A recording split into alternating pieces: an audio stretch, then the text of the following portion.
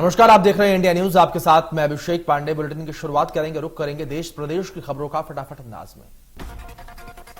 इंदौर में आयोजित 2300 करोड़ की लागत की सड़क परियोजनाओं का शिलान्यास कार्यक्रम का शुभारंभ। इस मौके पर कार्यक्रम में सीएम शिवराज और केंद्रीय परिवहन मंत्री नितिन गडकरी रहे मौजूद। इस दौरान सीएम शिवराज ने कार्यक्रम को किया संबोधित। सीएम शिवराज ने कहा है कि 2.5 लाख करोड़ के काम केंद्रीय सड़क परिवहन और राजमार्ग मंत्री ने दिए हैं। इनमें से 64,000 करोड़ के काम पूरे हो गए हैं। सीएम ने कहा कि मध्य प्रदेश में किसी भी संभाग में देखें, चारों तरफ काम हो रहे हैं और सचमुच में भारत बदल रहा है। इंदौर में हमारा सपना है कि हम केवल सड़कों पर ना चलें, हम आसमान का उपयोग भी करें। सीएम ने कहा कि नितिन गडकरी जी ने सिद्ध कर दिया है कि जहां पर चाह होती है वहां राह को निकालना ही पड़ता है। असंभव शब्द नितिन जी के शब्दकोश में नहीं है। सीएम ने कहा कि कुल मिलाकर लगभग 2.5 लाख करोड़ रुपए नितिन गडकरी जी ने स्वीकृत किए हैं, जो कि सराहनीय है।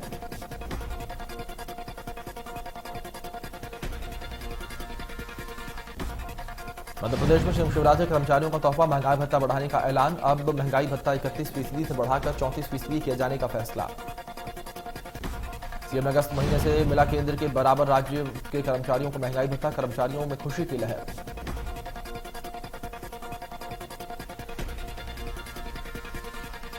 रायपुर में सीएम भूपेश बघेल ने बाल गंगाधर तिलक की पुण्यतिथि पर पुष्प अर्पित कर उन्हें नमन किया। इस मौके पर सीएम भूपेश बघेल ने कहा कि बाल गंगाधर तिलक ने सबसे पहले पूर्ण स्वराज की मांग उठाई थी। सीएम ने कहा कि उन्होंने स्वराज मेरा जन्मसिद्ध अधिकार है का प्रेरणा देकर उद्घोष किया, जिससे जन जन में देश की स्वतंत्रता के प्रति जागरूकता का संचार हुआ। भोपाल में एनआईए मामले में गृह मंत्री नरोत्तम मिश्रा का बयान। कहा कि मामले में 2 लोगों को पुलिस हिरासत में लेकर पूछताछ के बाद छोड़ा गया। नरोत्तम मिश्रा ने कहा कि टेलीग्राम ऐप पर आईएसआई के नाम से ग्रुप बनाया गया था। इन सबका क्लोन तैयार करके टीम लेकर गई थी। साथ ही उन्होंने कहा कि इसमें मध्य प्रदेश का कोई विषय नहीं है, सेंट्रल एजेंसी का काम है।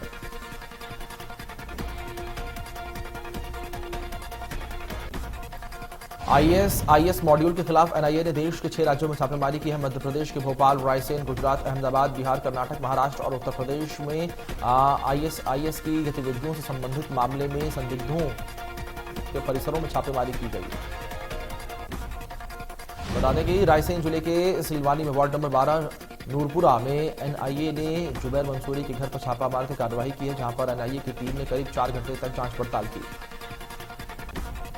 वहीं नूरपुरा में जिस जुबैर मंसूरी के घर पर जांच की गई है वो भोपाल के मदरसे में पढ़ता है और एनआईए ने भोपाल में गांधीनगर के अब्बास नगर में एक युवक को गिरफ्तार किया है।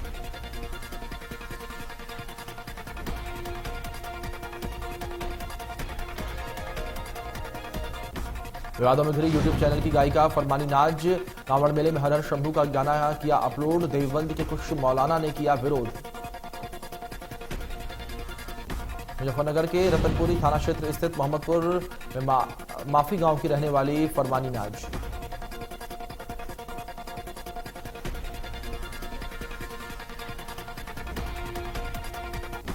महासमुंद जिला केंद्र सरकार की सूची में आकांक्षी जिलों में शामिल। साल 2020 में छत्तीसगढ़ में स्वास्थ्य सुविधा को किया जाएगा बेहतर। महासमुंद, कोरबा, कांकेर जिले में मेडिकल कॉलेज खोलने की घोषणा। हर मेडिकल कॉलेज को 50-50 करोड़ का बजट दिया जाएगा। मध्य प्रदेश कांग्रेस के टिकट की सिफारिश पर सख्ती। निकाय चुनावों में सिफारिश करने वालों की खैर नहीं। विधायकों और जिलाध्यक्षों की तैयार हो रही है रिपोर्ट। कमलनाथ ने 20 लोगों की टीम बनाकर समीक्षा शुरू की। कटनी से नवनिर्वाचित महापौर प्रीति सूरी ने बीजेपी में शामिल होने की अटकलों पर लगाया विराम। बोले कि कटनी की जनता ने उन्हें चुना, जनता के लिए करना चाहती हैं काम, किसी पार्टी में नहीं होंगे शामिल।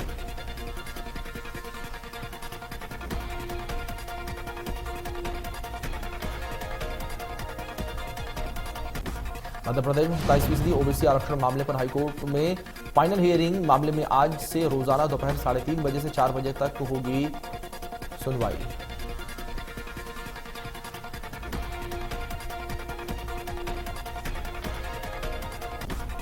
केंद्र और राज्य सरकार ने ग्वालियर को बड़ी खुशखबरी दी है। शहर में 4 डैमों को जल्द ही आपस में जोड़ा जाएगा। साथ ही इन डैमों को पर्यटन के लिहाज से भी संवारा जाएगा। इन डैमों से शहर वासियों की प्यास भी बुझाई जा सकेगी। बता दें कि अभी सिर्फ तिघरा डैम में शहर को पानी सप्लाई होता है। इस प्रोजेक्ट के लिए सरकार ने 31 करोड़ 63 लाख रुपए मंजूर किए।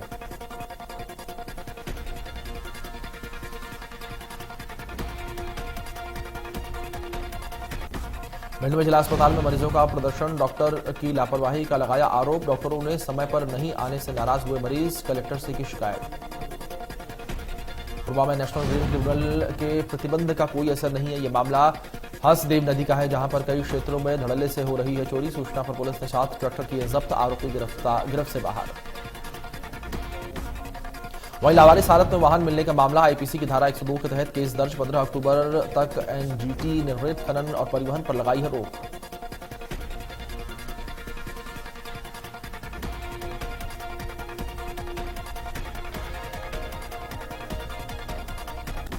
रायसेन हलाली डैम पर 3 युवकों की डूबने से मौत हो गई है। पुलिस और गोताखोरों की टीम ने रेस्क्यू करके 2 शवों को बाहर निकाला, जबकि युवक की तलाश जारी। दरअसल भोपाल में एक परिवार रायसेन हलाली डैम पर पिकनिक मनाने गया हुआ था। इस दौरान परिवार के सदस्य नहाने के लिए डैम में उतरे और पानी गहरा होने से डूब गए। एक दूसरे को बचाने के चक्कर में 4 लोग डूब गए। आज से एलपीजी सिलेंडर सस्ते, इंडियन ऑयल ने जारी किए नए रेट। एलपीजी सिलेंडर के दाम में 36 रुपए की कटौती, महंगाई पर केंद्र सरकार ने लिया फैसला। बता दें कि बिना सब्सिडी वाले घरेलू एलपीजी सिलेंडर के दाम पिछले 2 सालों से बेतहाशा बढ़े हैं। बता दें कि 6 जुलाई को घरेलू एलपीजी सिलेंडर की कीमतों में 50 रुपए की बढ़ोतरी की गई थी। ईडी ने शिवसेना प्रवक्ता और सांसद संजय राउत को आधी रात गिरफ्तार कर लिया है। ईडी ने पीएमएलए के तहत संजय राउत को गिरफ्तार किया। जानकारी के मुताबिक संजय राउत के घर से ईडी ने 11.5 लाख रुपए भी जब्त किए हैं। मामले में पूछताछ की जा रही है। ईडी दफ्तर के बाद संजय राउत ने पत्रकारों से बातचीत की और उन्होंने कहा कि महाराष्ट्र को कमजोर करने की कोशिश हो रही है, लेकिन हम झुकेंगे नहीं। उन्होंने कहा है कि झूठे सबूत गढ़कर ईडी उन्हें गिरफ्तार करना चाहती है। इससे पहले करीब 9 घंटे तक ईडी की टीम ने संजय राउत के घर पर छानबीन की और ईडी ने छापेमारी पात्रा चौल घोटाले से जुड़ी मनी लॉन्ड्रिंग के मामले में की थी। कॉमनवेल्थ गेम्स 2022 के तीसरे दिन भारत का शानदार प्रदर्शन। भारत ने रविवार को 2 गोल्ड मेडल जीते, जो कि वेट लिफ्टिंग में आए। इसके अलावा बाकी खेलों में भी भारत का प्रदर्शन सराहनीय रहा। कॉमनवेल्थ गेम्स 2022 में अंशुता शेउली ने 73 किलो भार वर्ग में भारत के लिए गोल्ड मेडल हासिल किया है। 20 साल के अंशुता शेउली ने रिकॉर्ड 313 किलो वजन उठाया। अंशिता ने पहले स्नैच राउंड में अपनी पहली लिफ्ट में 137 किलोग्राम का भार उठाया। वहीं दूसरी लिफ्ट में उन्होंने 139 किलोग्राम का भार उठाया। इसके बाद अंशिता ने तीसरे लिफ्ट में 143 किलोग्राम का भार उठाया। बर्मिंघम 2022 कॉमनवेल्थ गेम्स में गोल्ड मेडल जीतने वाले भारत के पहले पुरुष एथलीट बने थे। वहीं अंशिता गोल्ड मेडल जीतने वाले दूसरे पुरुष एथलीट बने। देश में बीते 24 घंटों में कोरोना महामारी से लेकर राहत की खबर। देश में कोरोना के नए मामलों में आई भारी कमी। 16,464 नए मामले आए सामने कोरोना के। अब देश में एक्टिव मामलों की संख्या 1,43,939। छत्तीसगढ़ में कोरोना के नए केस में गिरावट। प्रदेश में कोरोना के 220 नए मामले आए सामने। राजधानी रायपुर में 57 नए केस आए सामने। इन दिनों देश के अधिकांश राज्यों में भारी बारिश का दौर जारी। मौसम विभाग के मुताबिक अगले कुछ दिनों तक देश के कई हिस्सों में भारी बारिश से बहुत भारी बारिश होने की संभावना जारी की गई है। वहीं देश के कुछ राज्यों में भारी बारिश से बाढ़ जैसे हालात हो गए हैं। अगले 2 दिन भारी बारिश का अलर्ट जारी किया गया है। राजधानी दिल्ली में भी जोरदार बारिश का अलर्ट। उत्तर प्रदेश और बिहार के कई जिलों में देर रात से बारिश का दौर जारी है। इधर मौसम विभाग ने अगले 24 घंटे के लिए अलर्ट जारी किया है। पूरे बिहार में बादल गरजने और बिजली चमकने की भी संभावना है। मध्य प्रदेश छत्तीसगढ़ में अगले 3 दिन तक फिर झमाझम बारिश के आसार। मानसून ट्रफ लाइन ग्वालियर की तरफ से होने वाले ग्वालियर, चंबल, बुंदेलखंड और बघेलखंड में अच्छी बारिश हो रही है। राजस्थान में बड़ा प्रशासनिक फेरबदल। 7 आईएएस, 4 आईपीएस और 7 आईएफएस के तबादले। 5 आईएफएस को दिया अतिरिक्त चार्ज। सावन का तीसरा सोमवार आज। शिवालयों में बम बम भोले की गूंज। भक्त पहुंच रहे हैं शिव के धाम। आज बाबा महाकाल की विशेष भस्म आरती और जलाभिषेक। शिवालयों में लगा श्रद्धालुओं का तांता।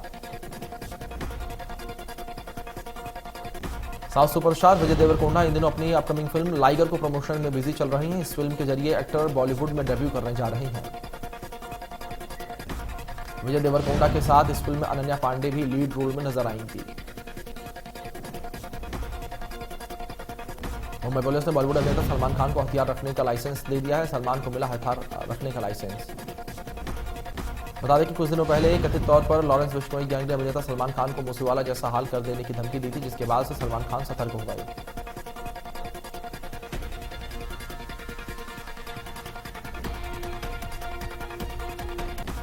सीएम भूपेश ने गुजरात और छत्तीसगढ़ मॉडल पर कहा, गुजरात मॉडल की इतनी चर्चा हुई, लेकिन गुजरात मॉडल में सिर्फ जनता की जेब से पैसा निकालने का काम हो रहा है। सीएम ने कहा कि छत्तीसगढ़ मॉडल में हम आम जनता की जेब में पैसे देने का काम कर रहे हैं और उन्हें संपन्न करने का काम कर रहे हैं।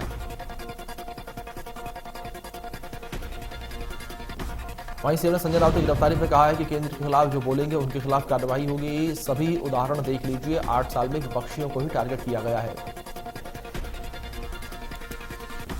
सीएम ने कहा कि बीजेपी शासित राज्यों में कोई कार्रवाई नहीं होती, राजनीतिक उद्देश्य से यह सब किया जा रहा है।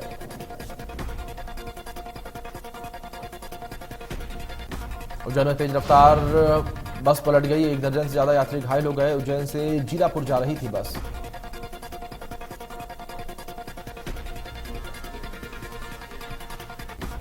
ग्वालियर में 2 दिन के बाद शहर में अच्छी बारिश की उम्मीद। ग्वालियर के मौसम विभाग प्रभारी हुकुम सिंह के मुताबिक नया सिस्टम 3 अगस्त से सक्रिय होगा, जिससे करीब 8 दिन तक लगातार बारिश की संभावना।